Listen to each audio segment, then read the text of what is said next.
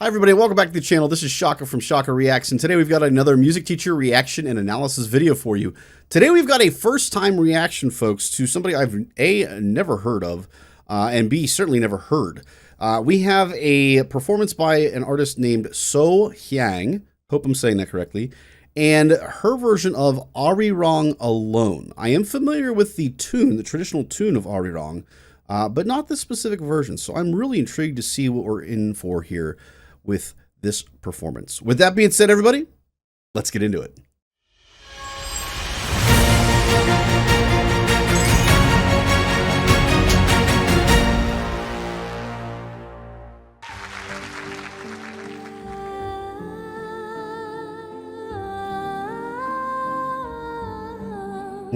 Nice melisma there.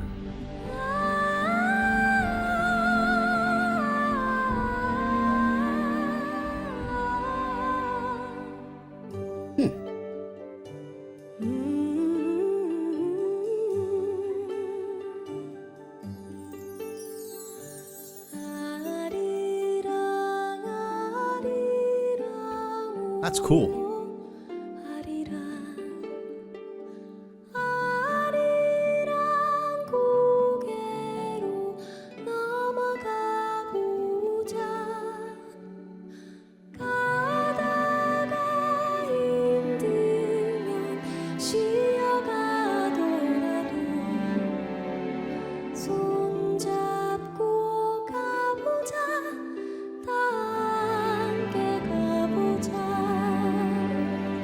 Love her tone. I imagine she's gonna flex a little more and show off a little bit more here as we continue.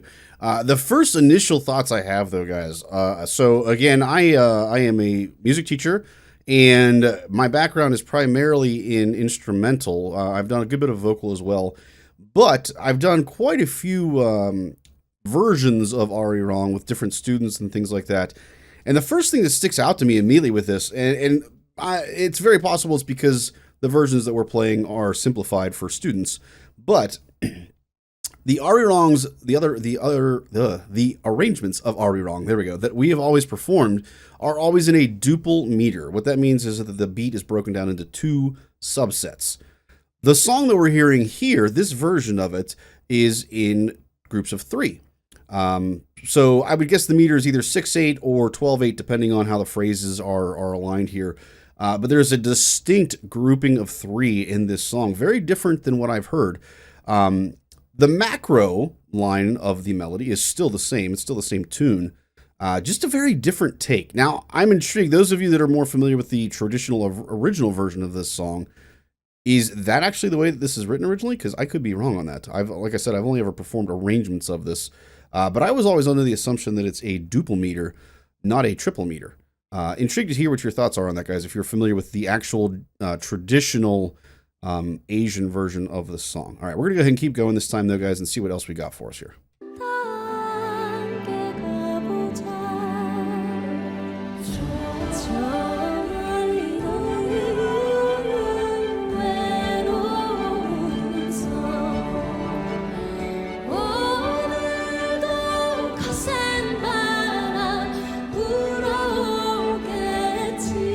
Nice blend with the background singers.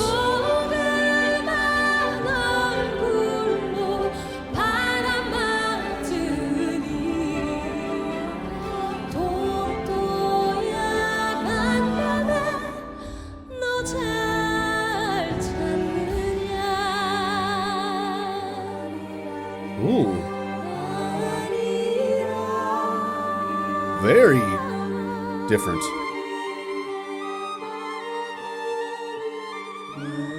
Mm.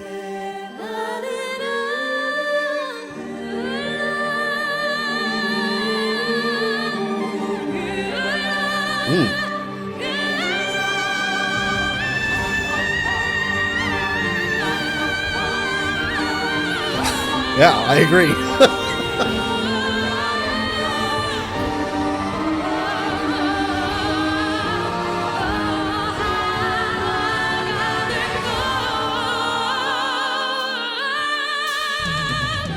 Oh my gosh. Okay. I feel like we need to turn this up. It seems a little quiet compared to some of the other things that we've listened to here. We've gone way outside the normal realm of Arirang. So I talked about the traditional versus the arrangements that I am familiar with. This is totally different than anything I've ever heard with Arirang. Obviously, the core structure is still there, but like we've gone to a minor mode. Some amazing, cool developmental stuff happening here too, from a harmonic standpoint and everything. And then the violin. I love the addition of the violin here. The violin solo, I should say specifically. It's great. And then her singing, man, some of the high stuff. She's got an amazing voice, but then she starts to belt on some of that high stuff. Holy cow, guys. Incredible. Just incredible. This section, I want to go back and listen to this again because there's so much here. There's so much from a harmonic progression standpoint and a stylistic standpoint in the soloist. There's a lot here to take in, a whole lot here to take in, and then her singing too. Woof, woof.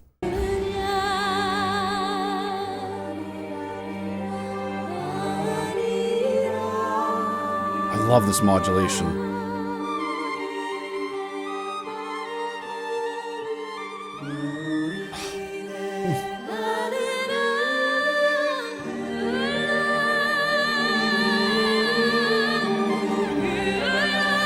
I love the violin part.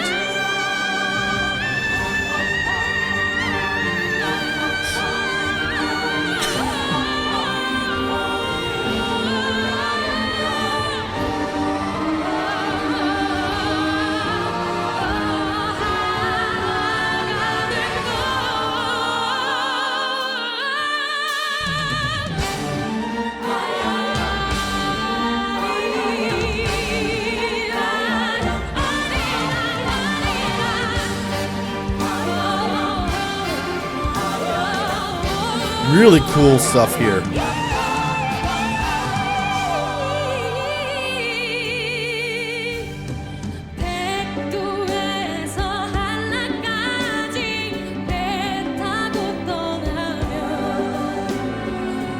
This is neat. Okay, this is so cool. So that whole middle section, it's funny. I listen to vocalists, and you're supposed to focus on the vocalists, and I'm drawn to the arrangement. The arrangement of this song is phenomenal. Not to take anything away from her singing. Her singing is incredible. But whoever arranged this song knows their stuff. Like, this is an incredible arrangement. Just that development section and how it just grows and grows and grows, and how it just, oh man, it's amazing what they were able to do with that. And then the playing with the meter too. Like, so I would argue that it felt much more duple meter. I mean, it was kind of free of time in that development section, but then we get back into the kind of this, it's almost like a 2/3 feel. You start to feel more of the macro beat, and it feels more like a traditional pop song, even though it's still in, a triplet subset. Like, it's just really cool stuff. Such great writing, man. Great writing. I'm getting a little choked up from it.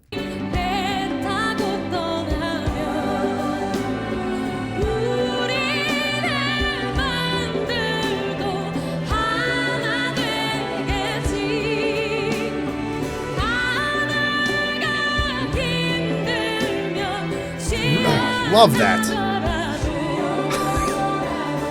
The rhythm, I love it.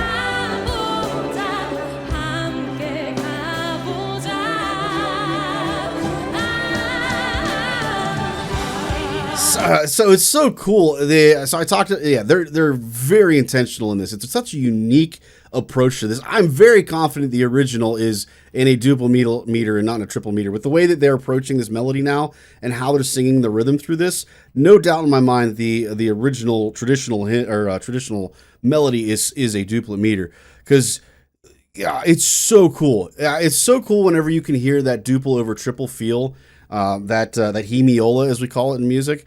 It's such a neat effect, and this section has it in spades. I love it.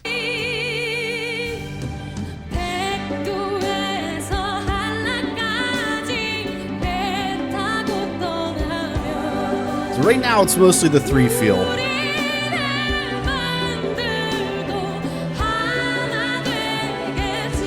Still a lot of 3.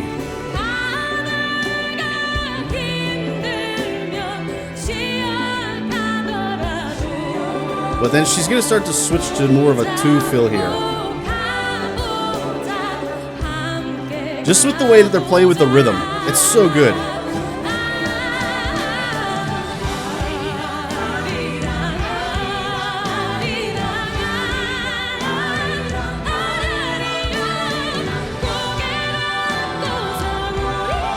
Woo!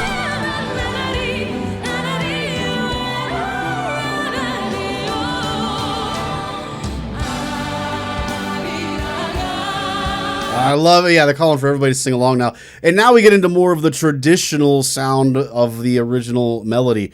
I obviously have focused a lot on the arrangement and her singing and the writing and composition standpoints of this, but her vocals, guys. So we haven't talked a whole lot about her vocals. She's one really amazing tone, beautiful clarity. The big thing that sticks out more than anything else, though, is her control. So I mentioned at the very beginning how she had a nice melisma there. So basically it's like a fancy run, essentially, of notes. So she has the ability to do some really cool fancy runs and stuff when she's singing.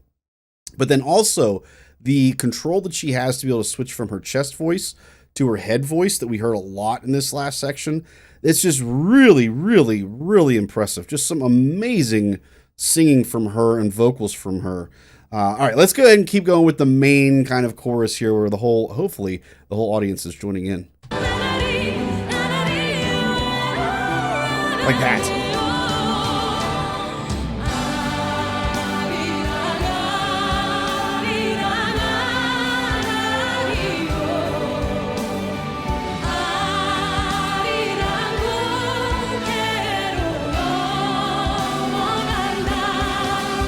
Oh yeah, bring that brass out.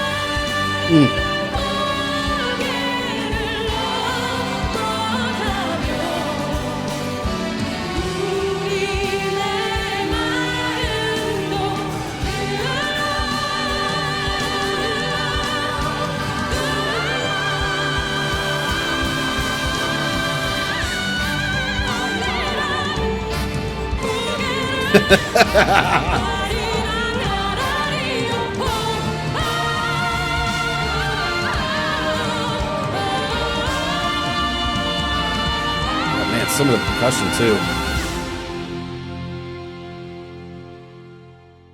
That's an interesting ending. It's not over. Okay. I thought they fooled me. They really fooled me. I thought that was the end, and I was like, that's a strange chord to end on. Okay. I'm glad it's not over. I thought that was the ending.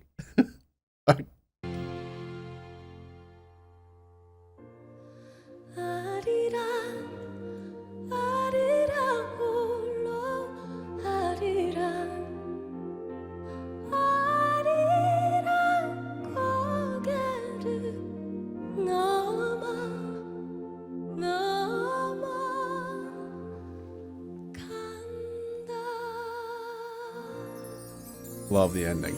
That's a more appropriate ending.